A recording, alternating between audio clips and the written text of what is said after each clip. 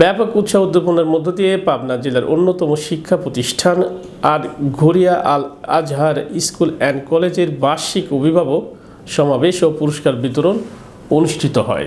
Principal Saidul ইসলামের সভাপতিত্বে এতে প্রধান অতিথি হিসেবে উপস্থিত ছিলেন রাজশাহী বিশ্ববিদ্যালয় সিনেট সদস্য শিক্ষাবিদ অধ্যাপক আবু তালেব মণ্ডল, আর ঘড়িয়া উপজেলা পরিষদের সাবেক চেয়ারম্যান মাওলানা জহিরুল ইসলাম খান, বিশিষ্ট শিক্ষাবিদ অধ্যাপক আব্দুল গাফফার খান, এসিটিবি পাবনা জেলা প্রতিনিধি কামরুল ইসলাম। অনুষ্ঠান শেষে কৃতিত্বপূর্ণ ফলাফলের জন্য সেরা ছাত্রছাত্রী পুরস্কার বিতরণ করা হয়। এটা মারাই পারবেন, আপনারাই পারবেন। অতএব এই বিষয়টা আপনারা কি আমার বিজ্ঞান বিভাগ সাজেন মিয়া সোহানুর রহমান বিভাগ।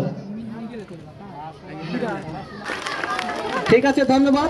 হয়েছেন আটঘরিয়ার গণমানুষের প্রিয় ব্যক্তিত্ব, সাবেক ব্যক্তিত্বরা এই প্রতিষ্ঠানের দায়িত্ব নিয়েছিল। যারা ভালো রেজাল্ট করব তারা অহংকার করব না, রাজি আছো? বহু ভালো ছাত্র কিন্তু ভালো কিছু করতে পারে না। অভিভাবক মণ্ডলী এবং ছাত্রছাত্রীবৃন্দ, শিক্ষক মণ্ডলী, আমি সংক্ষেপে দু একটি কথা বলতে চাই।